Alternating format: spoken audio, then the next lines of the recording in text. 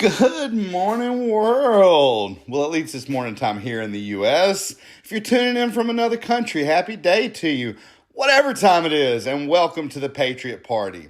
I'm Matt, and I'm so happy to be here starting off the weekend with y'all guys and gals. Before we get started, there's a few things I'd like to go over. If you're new to the show, I'd like to take you on a quick tour so you know what to expect. And all y'all loyal listeners, this will only take a sec, so please bear with me. So let me tell you what we do. We do unbiased news, general news, political news, world news, geopolitical news, financial news, tech news, and sometimes our very own truth news, celebrity news and gossip, sports, new movies and new TV shows and their descriptions and where you can find them. And then I do my very own personal pick of the week from my collection of shows and movies that come highly recommended by yours truly. At the Patriot Party, we are all immersive, conservative, America First movement that's not affiliated with any political party, providing entertainment news and updates done like never before to get caught up on everything in one place. If you enjoy the content, we ask that you please follow and share the channel. In the description of the video, we have also included links to our X, Facebook, YouTube, and TikTok accounts. On Apple Podcasts, these links are clickable, but on other platforms, they are all jumbled up, so we included page names for your convenience. We would encourage you to visit our pages and check out the content. I encourage you to submit questions, comments, or even topic suggestions on Spotify, or just DM me on our X page. The link is in our description, or you can just go to X and type in the Patriot Party. Thank you so much for your support, because without y'all, we wouldn't be here. And now to the show. So today I've added a little something to kind of give a breakdown of the news and what's to come. Kind of gives you a little outline. So these are the reports in the chronological order in which they're going to come today. First, we're going to go over J6ers and how they may get repaid some money. Then we're going to go over the Supreme Court and how it upheld Trump's use of the Alien Enemies Act of 1798. Then Trump approves a historic $1 trillion defense budget. Trump considers drone strikes on Mexican cartels. Apple boosts India iPhone productions amid U.S. tariffs. U.S. judges in Texas and New York struck down the deportation of Venezuelans under the use of the 1798 Alien Enemies Act. Around 10,000 jobs were cut from the U.S. Department of Health and Human Services, but a fifth have to be hired back. Judge orders return of wrongly deported legal immigrants sent to El Salvadorian prison. Tariff bill sparks would require congressional approval on any new tariffs the president wishes to impose. Elon Musk on immigration. U.S. boosts Israel's defense amid Iran tensions. We haven't heard about that in a while. Trump claims no inflation. Trump claims the U.S. is collecting billions of dollars from countries previously taking advantage of his framing of tariffs. Elon Musk speaks out against tariffs and supports a free market. Market correction and update. The hidden truth behind tariffs and the trade war. Celebrity gossip and news, sports, new movies, new TV shows, and of course, my pick of the week. So without any further ado, let's get started. So the DOJ say some January 6th defendants should be repaid money that they sent to Congress. Prosecutors say those whose convictions were wiped out are entitled to reimbursement of the restitution they paid. January 6 defendants whose convictions were wiped by President Donald Trump are entitled to a refund of restitution payments they made to cover damages to the Capitol, the Justice Department said Tuesday. Absolutely, positively agree. If your record is wiped clean, you are no longer charged with the crime, then you should get a refund back for the restitution that you paid for the crime that you are no longer charged with. No arguments there.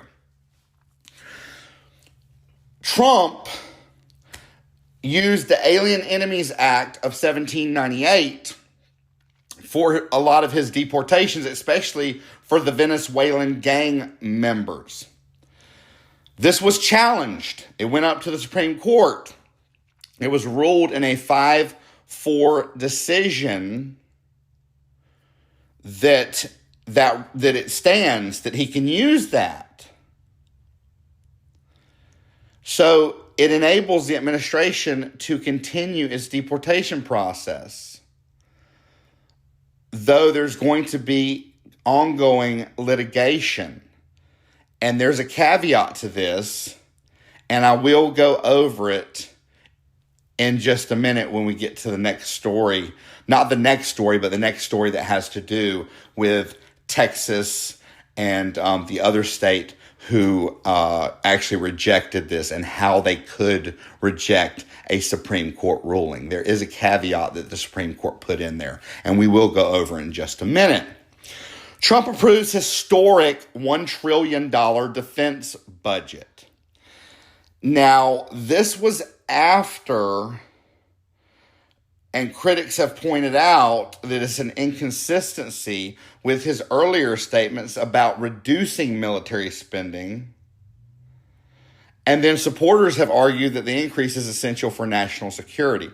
So, I thought it was a mistake before when he made the statement that we need to contact other agents or other countries like China and Russia and try to get them to back off on their spending of military, on their military budget to de-escalate conflict around the world. I said, and I don't know which episode it was, but I said, and it was on a live stream too, I said, this is probably not a good idea because I don't trust these other countries, and they may tell you yes to your face, but they're going to hide the spending somewhere else, and they're going to spend anyway.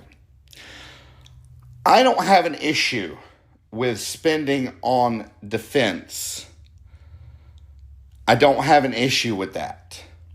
I think it was Ronald Reagan that said something similar to, you can stay out of conflict with other countries, with the world, by exerting strength.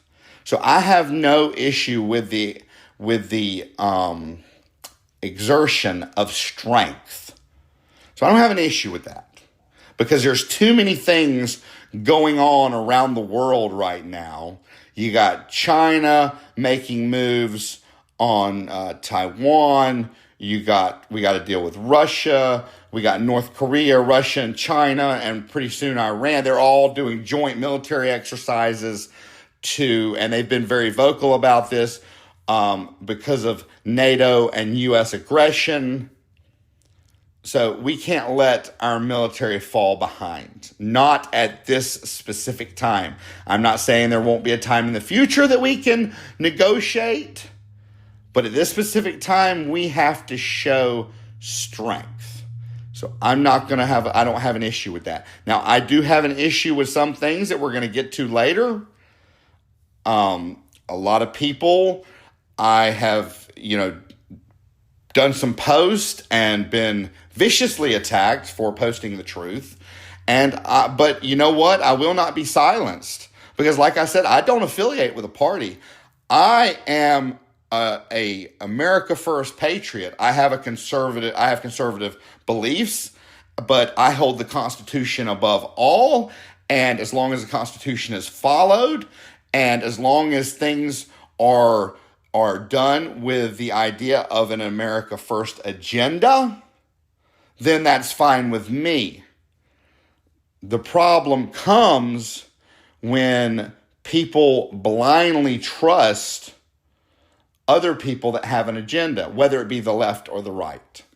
So there's consideration. Trump is considering drone strikes on the Mexican cartel.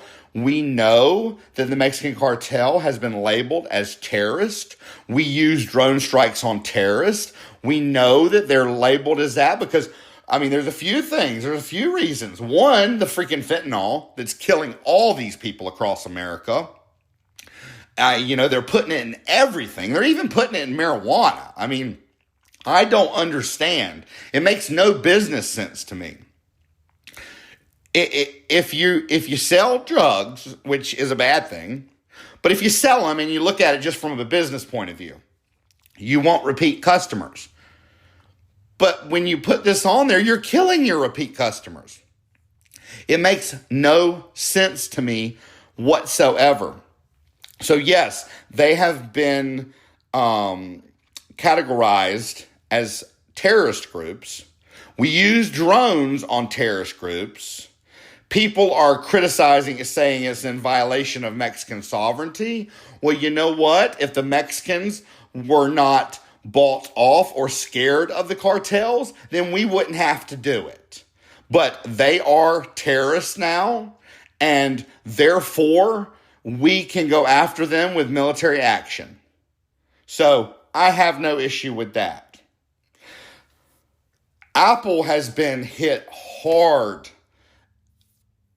by the tariff war that's going on between China and the U.S. And we will get into that more the further we get into this episode.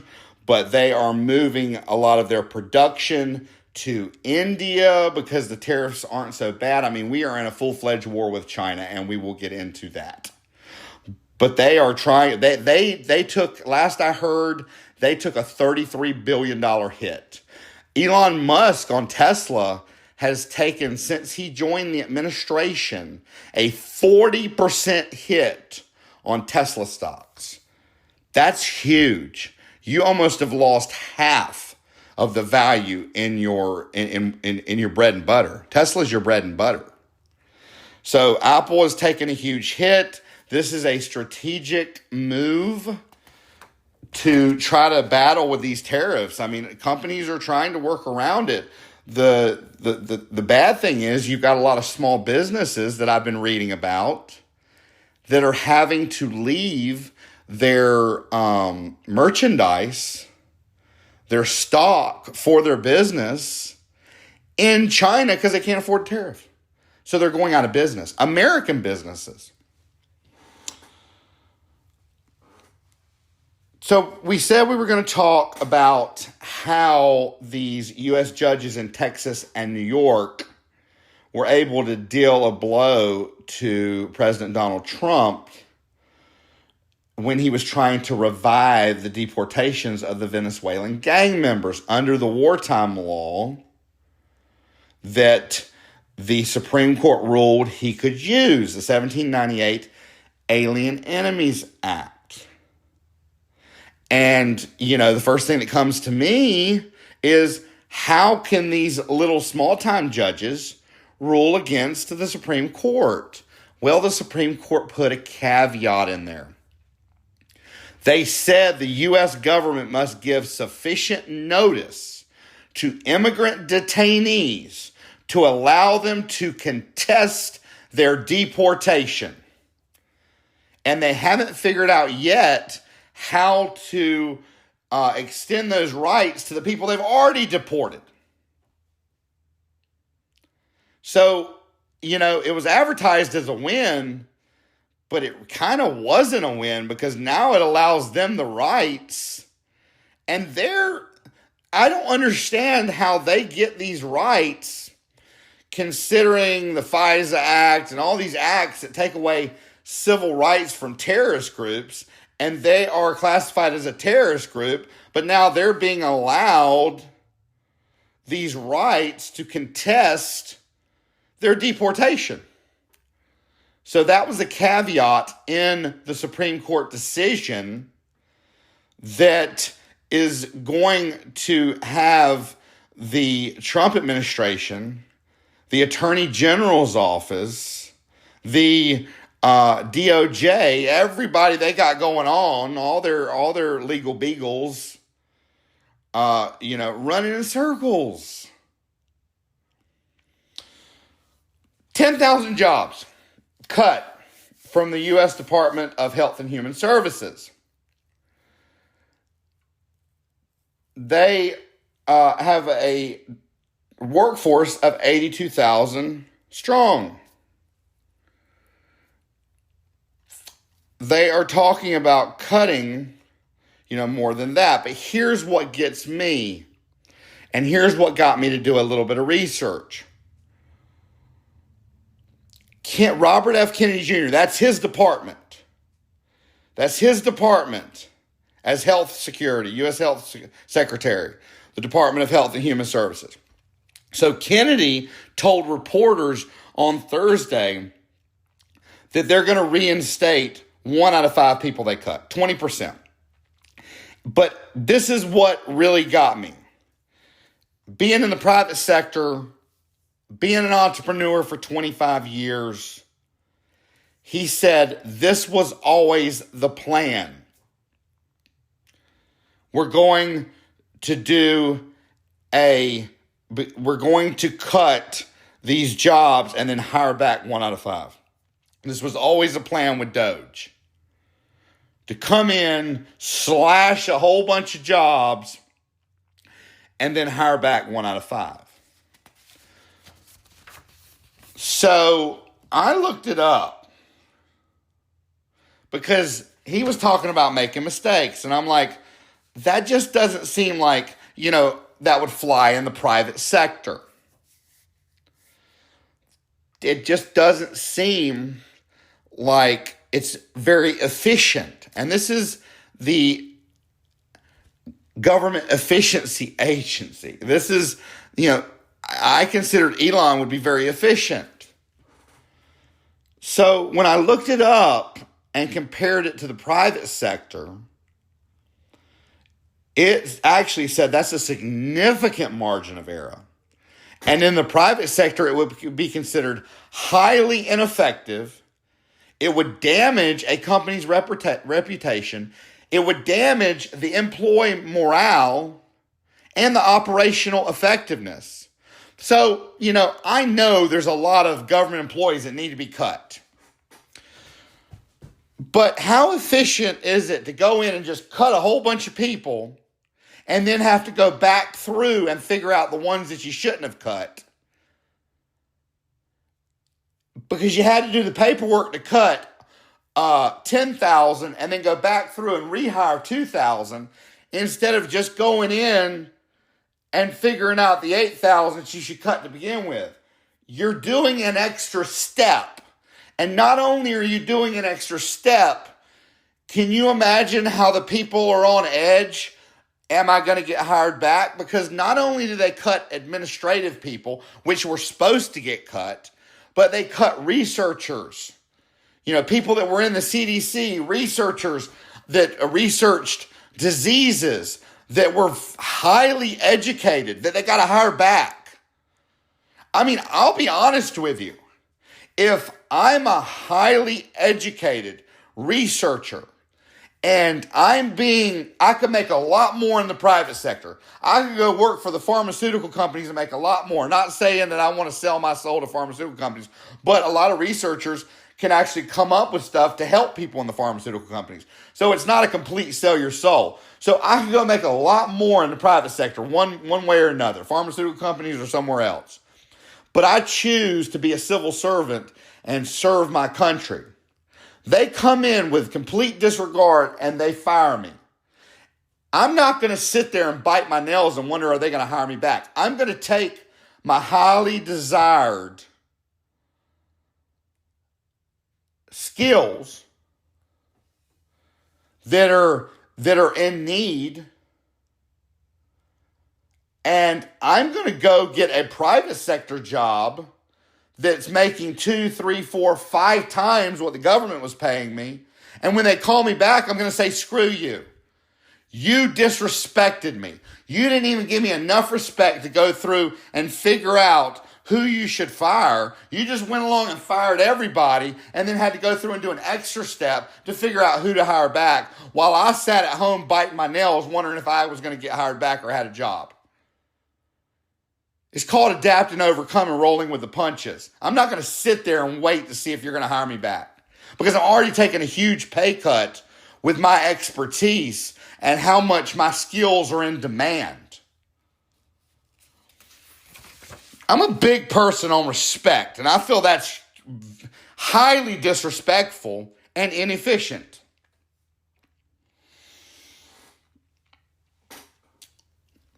So the next story I'm going to give you, I got a few days ago, and then a news story just came out about this, so I'm going to actually be able to update you on it because a decision just came out of the Supreme Court on it, like yesterday evening.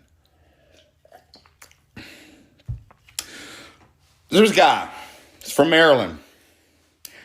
He is a migrant, but he is legally in the United States. 2019, a judge ordered and granted him a stay to stay in the United States and said he was not to be made to leave. He gave him protection from being sent back to El Salvador. He proved that his life was in jeopardy from gangs. So 6 years ago, he has since not only been a productive citizen when it comes to work history, he's married a U.S. citizen and has U.S. citizen children. ICE comes and scoops him up. They know about the 2019 judge's order that grants him protection and says he is to stay in this country. But they overlook it and say it's an administrative oversight. They deport him and send him to an El Salvadorian prison. If his life was in danger on the street, his life's in danger in an El Salvadorian prison with gangs when his life was in danger with gangs down there on the street. So a judge orders the return because he was wrongfully deported. Now, I understand there's going to be mistakes made. I understand that. But when you make a mistake, you are held accountable. How many times have we said when the Democrats wouldn't hold themselves accountable and tried to pass the buck? Well, here it is, the other side. So the judge orders him, the Trump administration bring him back. The Trump administration, now I don't know if this is coming straight from Trump, I just know it's his administration, tells the judge. Now the judge is the judicial part of the checks and balances of the government. He doesn't deal with other governments. He deals with our government. The Trump administration tells the judge that he should contact El Salvador's president and facilitate his return. That's not the judge's job. You screwed up. You hold yourself accountable, and you get this poor guy who's probably going to get murdered in prison back to his family. You have got to be held accountable when you make a mistake. I am the first one to tell you, freaking get these illegals out of the United States. They are costing us way too much money. Jasmine Crockett and her idiotic comments about, well, we're making $100 billion. And then when I researched it, yes, but we're spending $200 to $451 billion. We're not making anything. It's costing the taxpayers. America First agenda is to get these illegals out of the country. But when you send somebody who did it correctly, who has a family here in this country, and you send them to an El Salvadorian prison and they haven't done anything, And then you say, oops, my mistake, but I'm not going to fix it. And you're talking about a man's life and his family. No, yes, you will fix it. Yes, you will fix it. I don't care what party you are. So, the Supreme Court, the lawyer representing the family, which I hope the government has to pay for, because they shouldn't even have had to get a lawyer, because they should have said, this is our mistake, we'll fix it. I'm sorry, I'm getting a little riled up because it just really pees me off. I can't stand when somebody won't hold themselves accountable and makes a mistake on somebody that did things the correct way that could kill them and take them and leave their children fatherless and their wife husbandless. It makes me mad. So the lawyer, they got it in front of the Supreme Court. Now this will tell you how wrong it is. We all know this 1798 Act was ruled on 5-4. So 5-4. This just got ruled on. Whether the Trump administration has to facilitate him getting this guy back. 9-0. Nobody dissented. Nobody broke rank. Liberal, Republican, they all said, this is screwed up. Get this man back to his family. It's freaking common sense. Now, there's been a lot of reaction over the tariff bill that was passed in the Senate that basically would take Trump's ability to do tariffs, to deal with tariffs, and it would hinder his ability, and it would make it have to go through Congress. It would make it have to go through the Senate, or Congress in general. The Senate did this bill. It's gone to the House of Representatives, but it would make it have to go through Congress in general. A lot of people don't like that. But I'm going to get to something in just a minute. A lawsuit by a conservative group and conservative billionaire. And it's going to lay out what the Constitution says. And we're going to go over it in a minute. But, so this comes out. There's a lot of people. Rand Paul doesn't like it.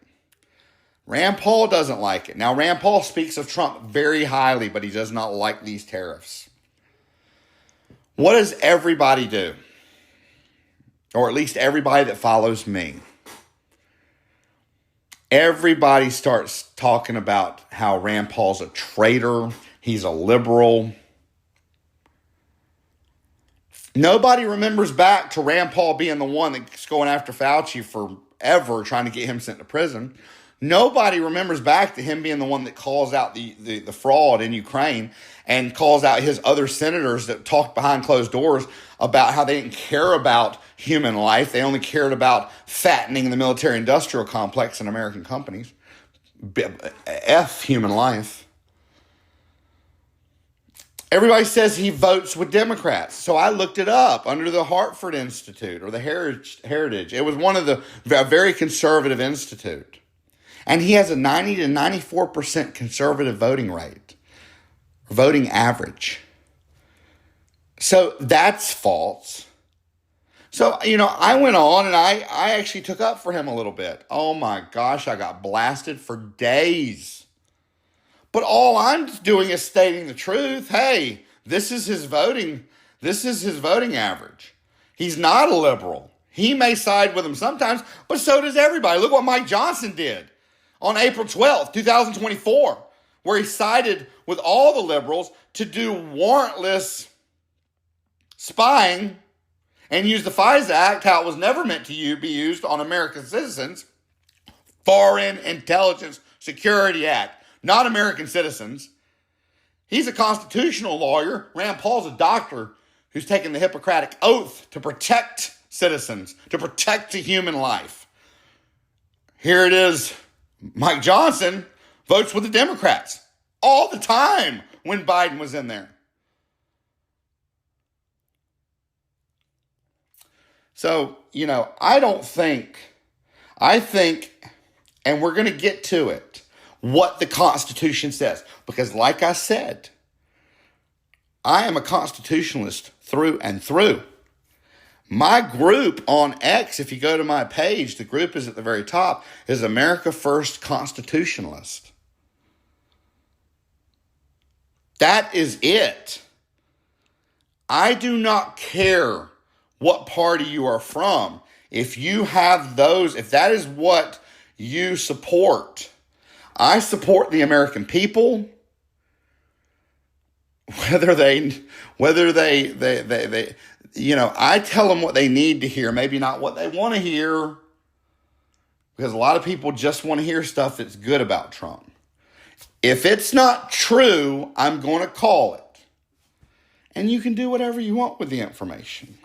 So Elon Musk on immigration, he made a great analogy, but I'm gonna give you a little bit more information on this. So he has publicly stated that mass immigration is insane and could lead to the destruction of a country, emphasizing that a nation's identity is defined by its people rather than its geography. He used a hypothetical example, which was a good analogy, basically saying if you teleported all the population out of Italy and then it was replaced by another region of people, it would no longer be Italy. If you teleported all the patriots and all the U.S. citizens out of the U.S. and you refilled it with Mexican citizens, it would no longer be the U.S. So the U.S. is boost Israel's defense amid Iran tensions. The United States has deployed additional air defense systems, including some kind of second THAAD battery and 2 Patriot batteries to Israel amid rising tensions over Iran's nuclear program. Iran has issued a warning to several neighboring countries, including Iraq, Kuwait, the United Arab Emirates, Qatar, Turkey, and Bahrain, stating that any support from a U.S. military strike against Iran, including the use of their airspace or territory, would be considered an act of hostility. If the U.S. wants to go through their airspace, they're going to go. And if they're going through their airspace against Iran, Iran's problems are going to be so big that they're not going to worry about those neighboring countries. So Trump says there's no inflation. He stated that oil prices and food prices are all down. Well, when he did that, he did that, and I had just filled up my car. And gas was 30 cents a gallon higher than it had been a couple of weeks ago when I filled up my car last. And I said, wait a sec, how can this be so? So I looked it up. We do have, now it's much lower than it was with Biden, but it is a 2.8% inflation rate. Gas is trending up from late 2024 and January. And food prices, looking at them overall, are not down. Whether it's an exaggeration, whether it's propaganda, whether it's just feeding something to try to get support on the moves with the tariffs, I don't know. But I want the truth. That's why I looked up the numbers. Trump also claims that the U.S. is collecting billions of dollars weekly from countries previously taking advantage of the U.S., hinging on the framing of his tariffs as a tool to exact revenue from foreign nations. This is not how tariffs work. When you order a good, let's say you order $10 million worth of electronics from China. Now, tariffs are much higher now, and we'll go there in a minute. But let's just say the tariff is 25%. That means you pay $2.5 million on the $10 million worth of electronics you order from China to the U.S. government. You pay it through the U.S. Customs Service. They collect these payments. then the money flows directly from the U.S.-based entity or company to the U.S. government. So if you're collecting billions, it's coming from American companies. It's not coming from other countries. Do not piss on my leg and tell me it's raining. Now, I wanted to know, how could this statement even be considered partially true? So, as I looked into it, the only rationale for that argument would be that pie in the sky, his argument would be that by pressuring foreign exporters, it would lower their prices to keep the goods competitive in the U.S. market. So instead of paying $10 million for the same electronics, they might lower it to $8 million, which would help absorb the U.S. tariffs. This is not happening. When you look, the claim falls apart when you look at economic studies such as those from the National Bureau of Economic Research, which consistently shows that U.S. tariffs largely get passed on to American consumers, not absorbed by foreign producers. Now, Elon Musk shared a tape by Milton Friedman, or a video, discussing the negative impacts of tariffs. He also came out with something proposing free trade. Now, I'm all for free trade. Now, I'd like to make a market correction from last week.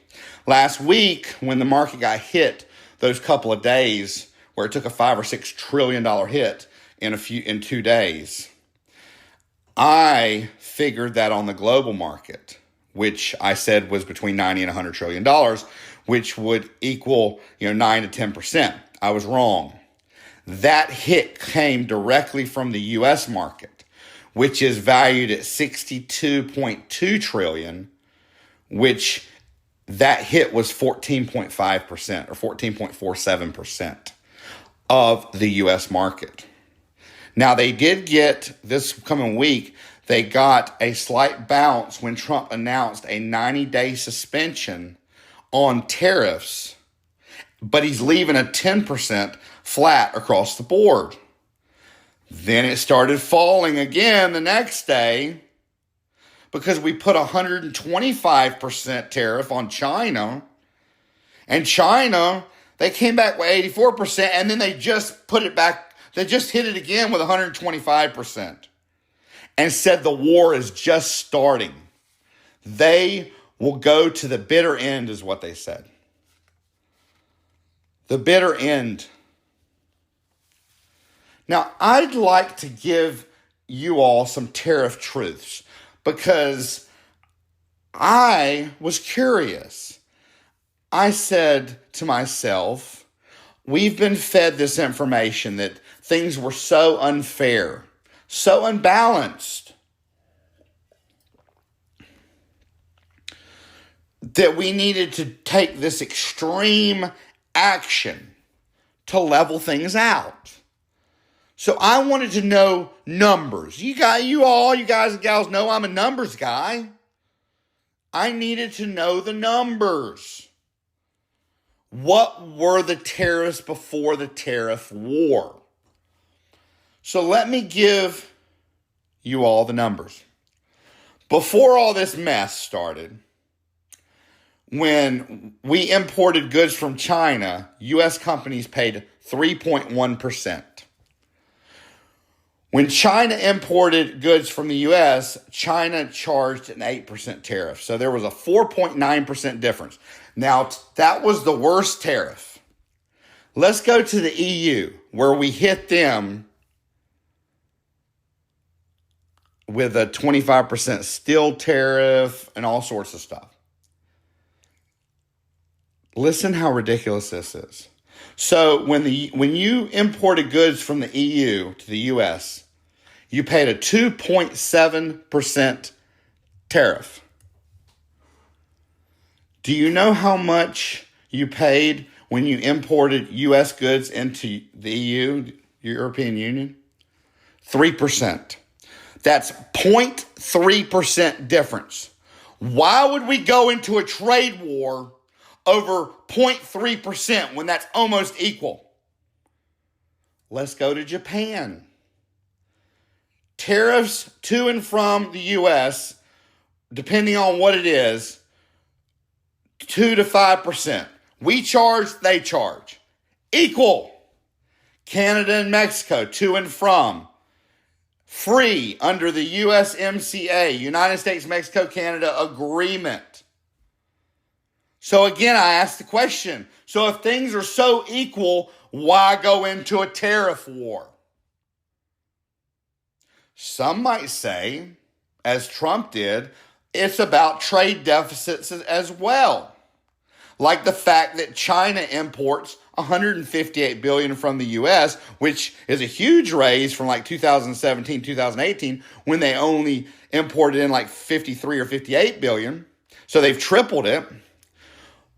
But some would say, okay, China imports $158 billion from the U.S., while U.S. imports $438 billion from China. But I would say they make way more products than we do. They do clothes. They do electronics. So my analogy to that would be, it's like getting mad because people spend more money at Amazon than they do CVS. Amazon sells a larger variety of products. China sells a larger variety of products. We moved away from manufacturing and into technology. A technology-based country. All this talk about bringing back manufacturing, we do not have the infrastructure. If we can bring it back, and that's a big if, we are talking years and years and years. And this is going to hurt us very badly, that, at least in my view.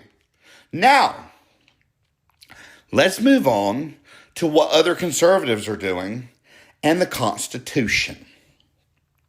A conservative advocacy organization funded in part by billionaire Republican mega donor Charles Koch is representing a Florida company that is suing President Donald Trump for imposing tariffs on all imports from China, describing Trump's move as an unlawful power grab. A tariff is a tax on Americans' commerce with other countries. The new Civil Liberties Alliance wrote in its legal complaint filed on behalf of Simplified, a Florida-based business that sells organizational tools such as paper-made planners. The Constitution assigns Congress exclusive power to impose tariffs and regulate foreign commerce. The Constitution.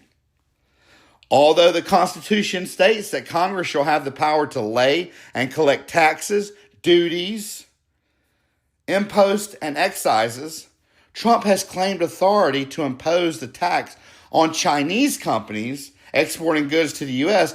under the International Emergency Economic Powers Act. That law lets the president regulate economic transactions after declaring a national emergency. We're going to break that down in a minute.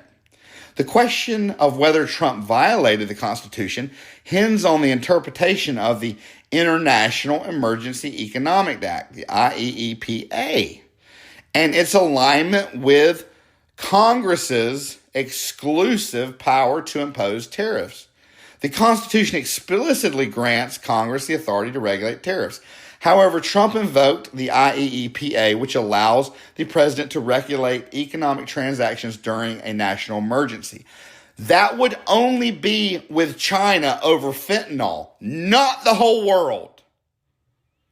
Not the whole world. Critics argue that the IEEPA does not explicitly authorize the imposition of tariffs, and legislative history suggests it was intended for sanctions and taxation. Legal challenges have pointed out that using the IEEPA to impose tariffs could bypass Congress's constitutional role, potentially violating the separation of powers that were put in place by our founding fathers. You know, everybody said Trump's going to be a dictator. I haven't had a problem with what he's done up until recently. Now, ultimately, the courts will decide whether this use of the IEEPA was constitutional. Everybody's saying, oh, he's doing this for the middleman. He's doing this for the middleman. You know who's making money off the market falling? It's not the middleman who has the 401ks and the people that are retired. It's the rich. And he said he crashed it on purpose, which weakens the American dollar. Do you know this new tax act is only for the rich? But everybody says, oh, but it stimulated the economy. No. If you look back to 2017, when that tax act that favored the rich, was not as bad as this one does it even more, came out, it did not give the economy but a 2% growth rate. Wages stagnated because greedy people keep their money. Those kind of trickle-down economics do not work. If you want trickle-down economics, you got to give it to small businesses, not these huge companies that are probably going to, now that we have all this new technology with AI and automation, going to spend it to automate their companies and get rid of more jobs. Do you know how many write-offs there are in the American tax code for corporations? They don't need tax cuts. And then you got people coming out saying we have the highest taxes in the world. No, we don't.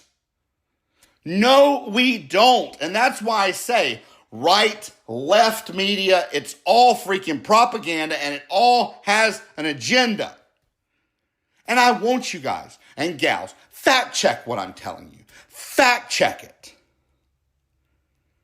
And if I'm wrong, call me on it. We'll discuss it. And if I look it up and I'm wrong, I will rescind it. And I will apologize. But I am not wrong.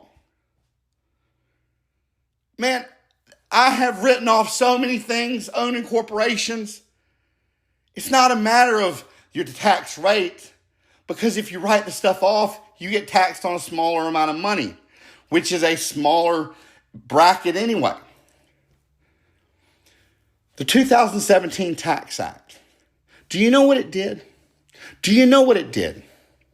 It took away write-offs for people like my fiance, who's a first responder, RN nurse during COVID, that's now an RN and going to medical school. But she can't write off medical equipment that she has to pay for. She can't write off scrubs. She could do it before 2017, but after Trump's tax act, she couldn't. These tax acts that are going to cut programs that are already so lean in the government that people need to benefit the rich. But everybody says, oh, he's for the middle class. He's doing this for the middle class. No. I voted for him. I supported him to get rid of this crazy wokeness ideology, this crazy biological males, being able to use little girls' locker rooms and bathrooms and play in their sports. I did not vote for this. And everybody says, well, just wait. I know that it's not over. But I do not like the way it's going. And I do not like when somebody says they crashed the market on purpose and weakened our dollar. Now, our major export to China are soybeans and oil. Well, they can get soybeans from Brazil and they get oil from Russia and the Middle East and many other countries.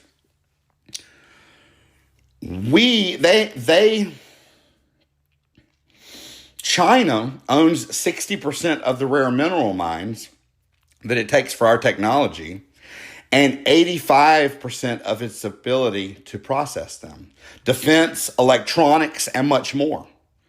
Who do you think is going to win this war? We just approved $1 trillion for our defense budget, but we can't get the rare minerals processed, or we can't get the amount that we need for the $1 trillion that we just approved. And we're going to have to subsidize.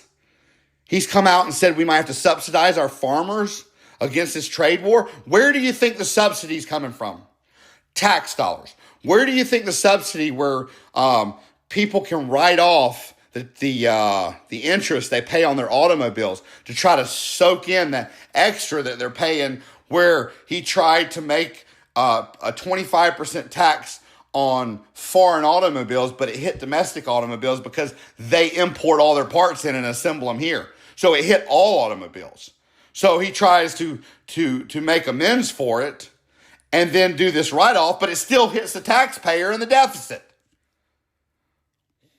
Now he has come out and openly said at the National Republican Congressional Committee that other countries are kissing his ass in an effort to negotiate tariff deals. This is not only insulting and disrespectful. If I was another country, a leader of another country, and I was on the fence, I do not like disrespect. This has nothing to do with being a politician. I know everybody's like, he's not a politician. Okay, I get that. And I'm cool with that. But there's a difference in respect and disrespect. And you are in a very tedious position bringing these people to the negotiation table. And you are going to say something like that to disrespect everybody who you have just basically shot a rocket launcher, an economic rocket launcher, and helped crash their markets.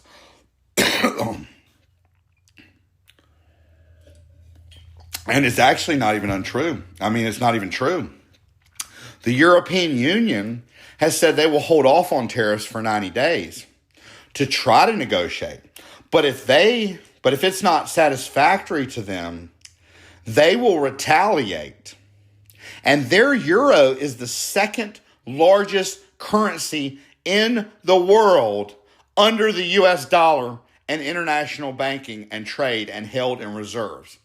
And if Trump's not careful, he will push everyone into the arms of China and adversarial nations who will then try to de-seat the dollar as world currency and cause the US dollar to crash.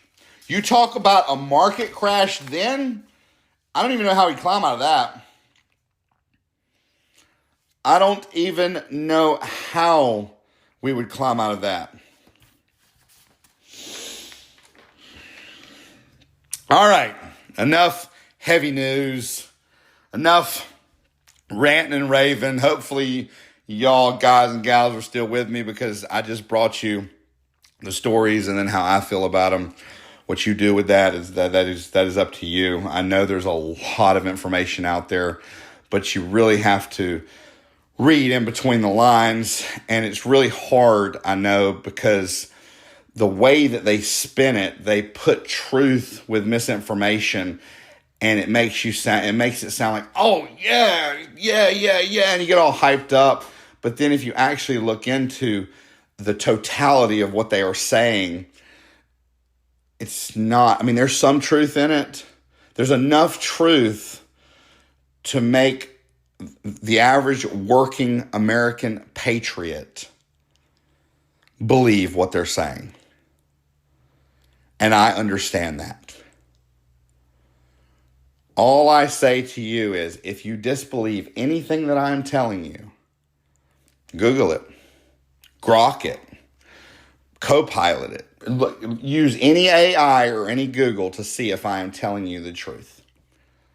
And if I am, have an open mind. All right, so celebrity gossip news. Jake Paul and Tana Mongeau, the duo teamed up for a fan meet and greet in Beverly Hills. Michael B. Jordan, he attended the premiere of his new movie Sinners and wowed fans with his twin-inspired look. George Clooney, his Broadway debut in Good Night and Good Luck, reunited the cast of ER for a glamorous opening night. Viola Davis, she premiered her film G20 in Rio de Janeiro, Brazil. Priyanka Chopra, I probably didn't get that name right, and Nick Jonas, the couple celebrated the opening night of The Last 5 Years on Broadway.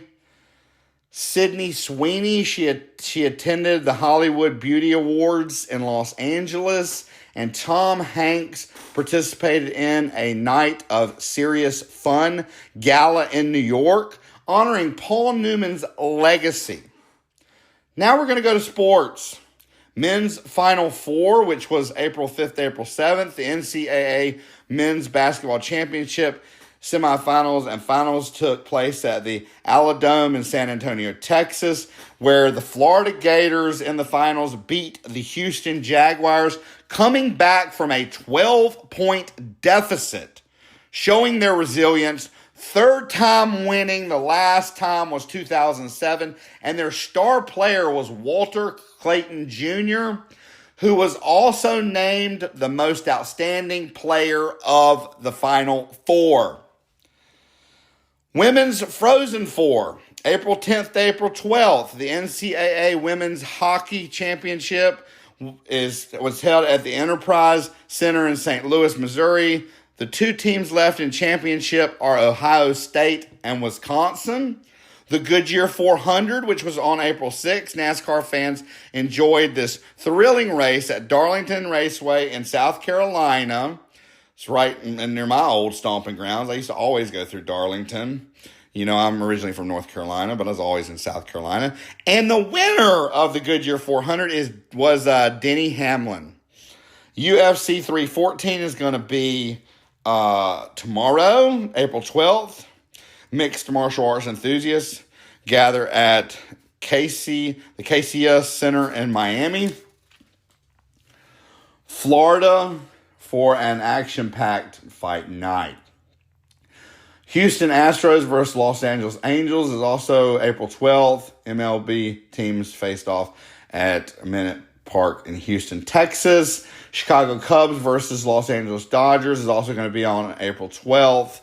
It's a classic baseball rivalry, and it will unfold at Dodger Stadium in Los Angeles, California. And the Cleveland Guardians versus Kansas Royals will be April 12th, Progressive Field in Cleveland, Ohio. So the new movies. A Minecraft movie, April 5th, a family-friendly adventure starring Jason Momoa and Jennifer Coolidge, released in theaters nationwide. Screamboat, April 7th, a horror comedy set on a late-night boat ride in New York City, available in select theaters. Paddington in Peru, which is April 8th. The Beloved Bear returns for a heartwarming adventure, showing in major theaters. The Encampments, April 10th, a thought-provoking drama about activism, released in limited theaters. Sugar Mill, April 10th, a poignant story of laborers in a countryside factory, airing in select indie cinemas. TV shows. Hacks Season 4 premiered on April 10th on Max, formerly HBO Max. Black Mirror Season 7, it released on April 10th on Netflix. The Last of Us Season 2 premiered on April 12th on HBO. Doctor Who Season 15 releases on April 12th on Disney Plus. Your Friends and Neighbors, new drama series, debuts tonight on Apple TV Plus. The Gardener, new limited drama series, premieres tonight on Netflix. Got to Get Out, the new competition series, begin tonight on Hulu. The Great American Baking Show, tonight on Roku Channel. Resident Playbook, a new drama series, tomorrow on Netflix, and Zombie House Flipping Season 7 is tomorrow on A&E. Excuse me. Now, my pick of the week, London Has Fallen.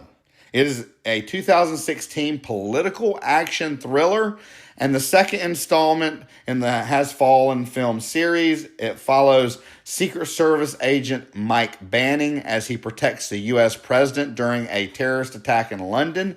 The movie stars Gerard Butler, he's always a great actor, Aaron Eckhart, and Morgan Freeman. He's always a good actor. Now, it is currently airing on several networks. It's widely available on streaming platforms. I watched it on Hulu. I thought it was a great movie. It's the one this week that I am recommending. I hope you guys and gals have enjoyed this show. Y'all have a great weekend, a great week, and y'all stay safe. Until the same time, same place next weekend, we'll see you then.